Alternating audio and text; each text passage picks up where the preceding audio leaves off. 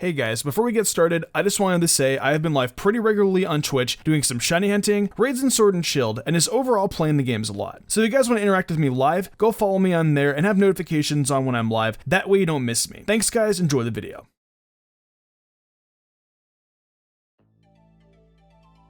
Ah yes, it's time for another best team, and I suggest you guys dig into a nice snack and get comfortable as I present to you the best team for ground types. The rules are the same as always. A Pokemon can only appear once on one of these teams, so if you don't see Seismitoad, then it's very possible you'll see it on the best team for water types, so don't lose faith. A big thing to mention for you all to keep in mind, as always, is that these typing teams should be viewed more as theme teams to have decent fun with, rather than something you should take into the monotype tier. As I've gotten to mention a few times now, keep in mind that these best teams don't include the 8th generation, and all strategizing is built to be used in Ultra Sun and Ultra Moon. With that out of the way, let's go down a little deeper and find out what greatness the ground typing has to offer.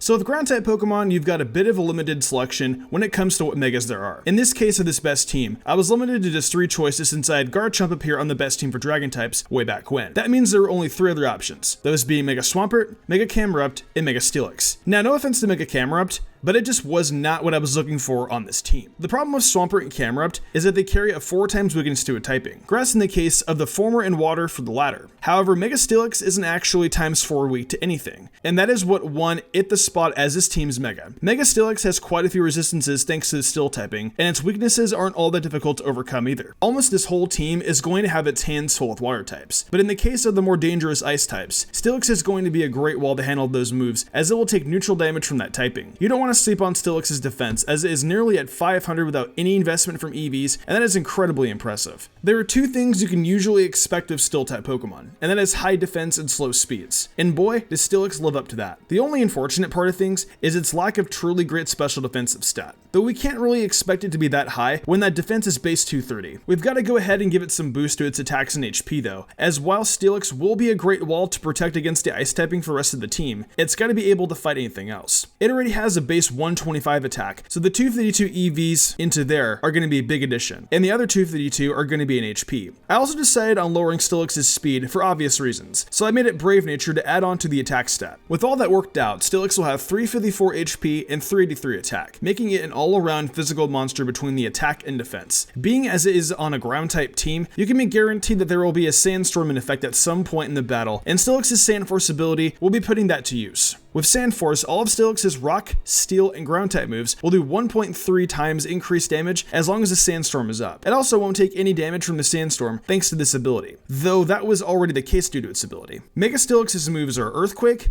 Iron Head, Gyro Ball, and Stone Edge. As you can see, I went and gave it a move of each typing that is boosted by Sandforce so that we can make full use of those boosts. Earthquake will open things up here, and that's going to be boosted up to 195 base power after Sandforce and Stab are calculated in, making it an absolutely nuts move that will for sure deal ferocious amounts of damage to most opponents. This will serve as a great thread to fire types that may try to go toe-to-toe with Steelix, definitely knocking out just about all of them with one hit should Steelix survive any of their attempts to take it out. Iron Head is next, and along with its 30% chance to flinch, it's going to be a move boosted up to 156 base power, making it the move to turn to when you need to pave the way for the rest of your team to battle safely without the worry of ice-type Pokemon. Gyro Ball is the next move on this set, and it's another Steel-type move that works in an interesting way, making the move stronger the slower Steelix is than its opponent. I made it Brave for this reason, driving its speed down to 58, so that way we can make the most of Gyro Ball when it came to use it. It's hard to calculate the base power of this move without knowing exactly what you're facing off against, but you're probably going to be in very good shape if you go for it against an extremely fast Pokemon like Mega Alakazam or a Selgar. The final move on this set is Stone Edge, and while it won't receive a stab boost, it's still going to get a boost from Sandforce that brings its base power up to 130. Stone Edge has a high critical hit ratio, so this is yet another good option that is super effective against both ice and fire types. Also, before I move on, I like to reiterate that in order to achieve the base powers that I mentioned here, you need to make sure you have a Sandstorm up. If you don't, the moves will hit hard, but not as much as you'd like them to for sure.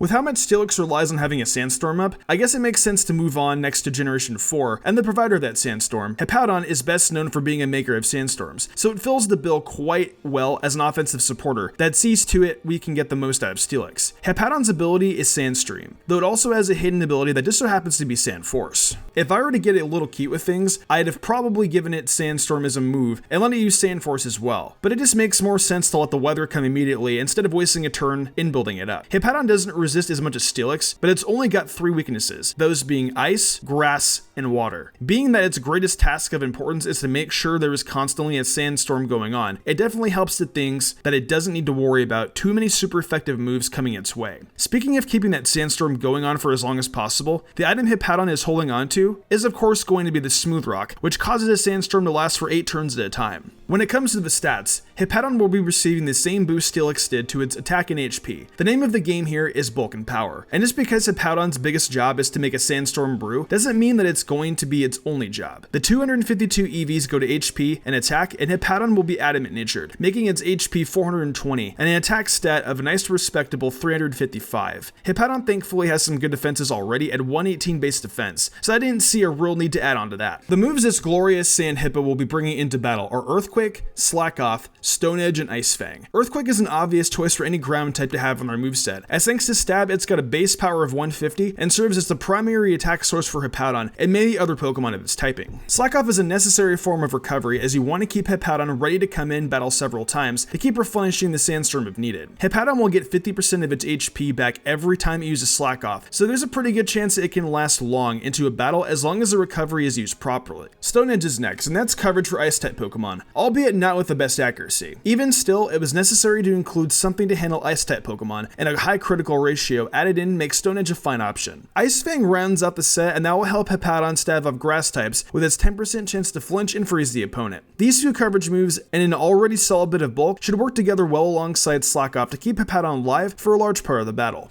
So we're going to stick in Sinnoh for a couple more Pokemon and follow up Hippowdon with a Pokemon I'm not really a fan of, but one that made sense to include on a ground team, Torterra. Torterra is a walking target for ice types, but that grass typing really helps balance out the water weaknesses across his team. It's good to turn to in that regard, and it's got a pretty nice hidden ability too, I suppose, that being Shell Armor. Shell Armor prevents Torterra from being hit by critical hits, and that's definitely more useful than Overgrow and its boosting of grass type moves. There's some good physical bulk on Torterra, and it has been the case so far with this team, and I figured while using it as a physical attacker, I could plan to really focus on that defense. I gave 252 EVs to HP and defense on Torterra and the Impish Nature, bringing the HP to 394 and defense to 339. Torterra is going to be holding the leftovers as well, seeing as it could inevitably tank a couple non-ice type hits and thus would need to be restoring some health at the end of each turn. I'm sorry if it seems like I didn't have a lot to say here about Torterra, but I'm just not a huge fan of it. It fits here, but if this were the best team for grass types, which if you guys want you can go totally check that out, there is never a chance of it appearing on that team. Torterra's usefulness is situational at best, and it just happened to be in the right place at the right time with its appearance on this team. So Torterra's moves are Curse, Earthquake, Seed Bomb, and Leech Seed. Curse is a pretty interesting setup move for Torterra that gives you the option to lose a stage of speed and gain a stage in attack and defense. If you were to use Curse just once, Torterra's defenses will go up to 508 and its attack to 382. I figured that since we have Steelix to take on ice types, that we didn't have to worry about them too much of Torterra, and thus didn't bother too much with its special defense. So that results in Torterra being a slow but hard-hitting physical tank that only needs 1 or possibly 2 curses set up to become a potential sweeper. Earthquake is a move you've seen enough on this team, but there is no doubt about it being the best ground type move, and thus I couldn't really put together a set on a physical attacker without including it. That stab boosted 150 base power cannot be ignored, and it helps Torterra threaten most other Pokemon, especially after Curse boosting its attack stat.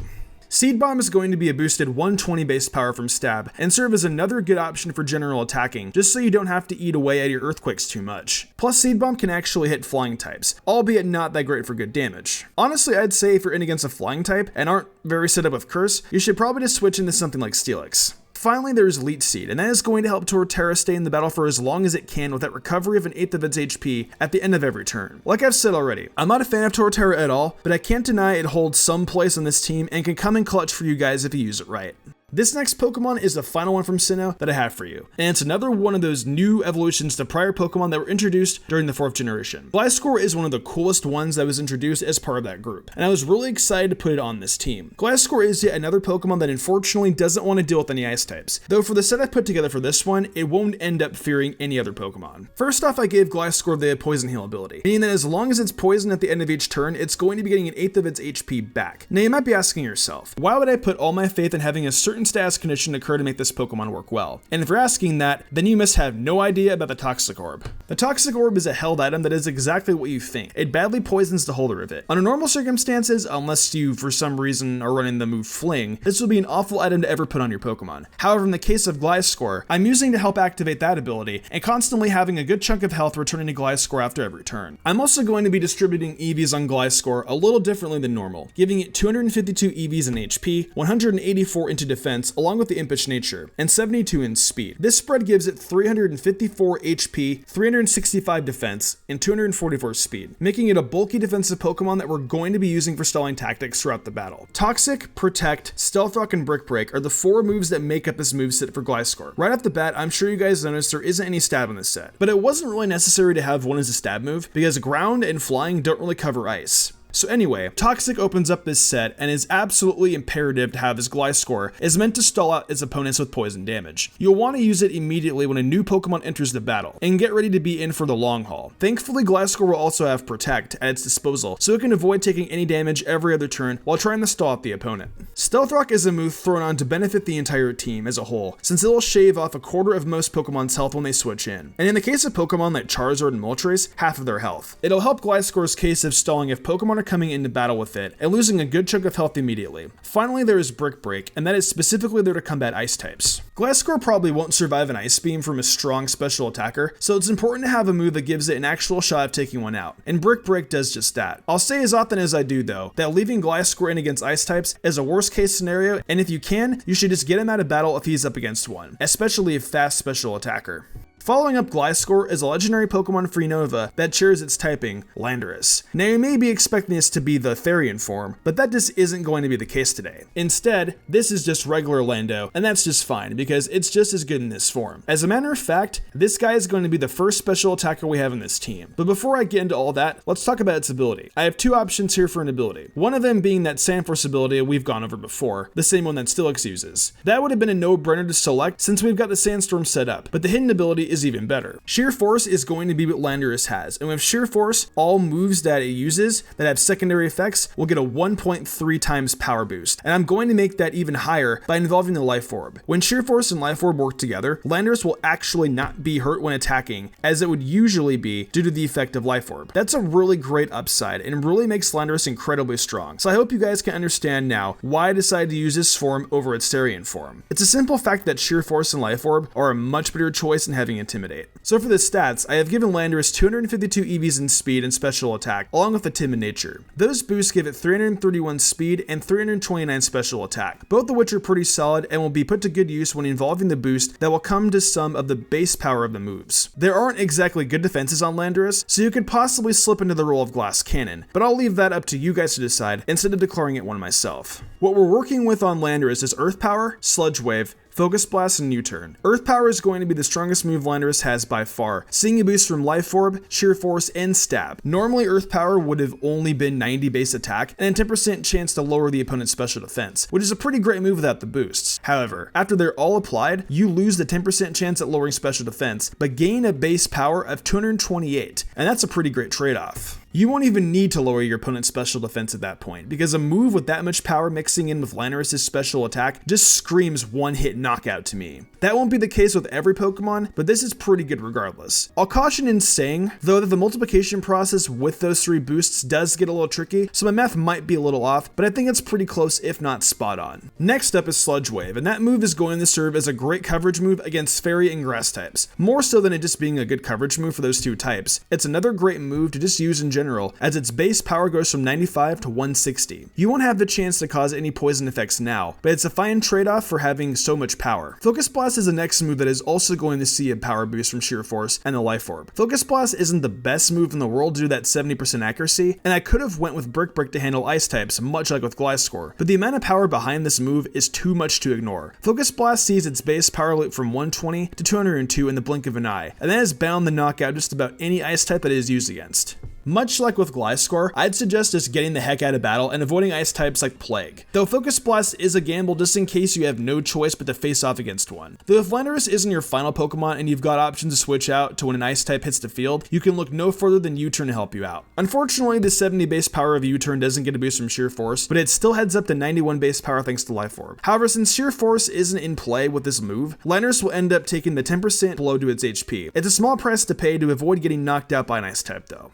We're going to finish this team off with a quick trip to Alola, as we include Mudsdale on this best team. Mudsdale follows in the footsteps of several team members before, as being a bulky physically defensive Pokemon that will be able to take hits and hit back very hard. It has few options at ability though, as is the usual one stands above the others to become an obvious choice, and in this case it was Stamina. With Stamina, Mudsdale will gain a stage boost to its defense every time it takes a hit. Since I don't plan on putting any EVs into the 236 defense stat it has to begin with, it'll go up to 354 after just one hit and 472 after 2. The other two abilities are Inner Focus and Own Tempo, but both of those pale in comparison to what Stamina could do for Mudsdale's longevity on the battlefield. Speaking of its stats, Mudsdale has a pretty great attack stat at 125 and some good HP at 100, so I want to focus on those. With Stamina up against defense already whenever it gets hit, it makes sense to give it more bulk with HP. So I made Mudsdale adamant and gave it 252 EVs in attack and HP. Mudsdale's HP goes up to 404, which is definitely good, but what's more awesome is that its attack will boost up to 383, tying it with Mega Steelix as the hardest hitting Pokemon on the team. However, that's not good enough for me, so I decided to give Mudsdale the Choice Band as well, in exchange for being locked into a single move for the rest of its time in the field. Mudsdale's attack will skyrocket up to 575, and it will not look back from there. You're going to be hitting everything with a lot of power while also being able to take plenty of physical hits, and that makes Mudsdale a dark horse candidate for MVP of this team, and that pun was totally intended. The moveset for this final Pokemon starts off with Earthquake and is followed by Rock Slide in close combat, and ends on Heavy Slam. I've talked way too much about Earthquake already, so I won't dwell on it, but that 575 attack stat using a 150 base power move is going to be hitting ridiculously hard.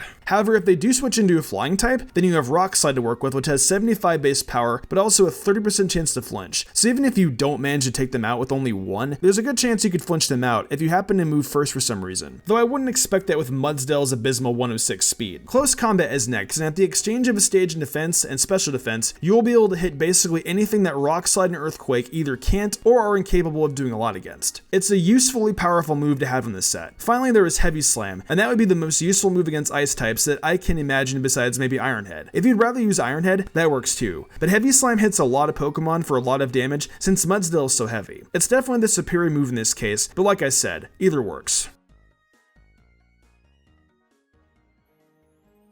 Well, that's going to wrap up things for the best team this week. Just like with the steel typing, ground types pride themselves on good defenses, and you know the age-old adage. The best offense is a good defense. I want to hear from you guys though, so please let me know what you guys think about this team in the comments below. And if you use it, let me know how it goes. Would you guys do anything differently, and is there any other Pokemon you'd rather see in the team that wasn't included? Let me know everything down below.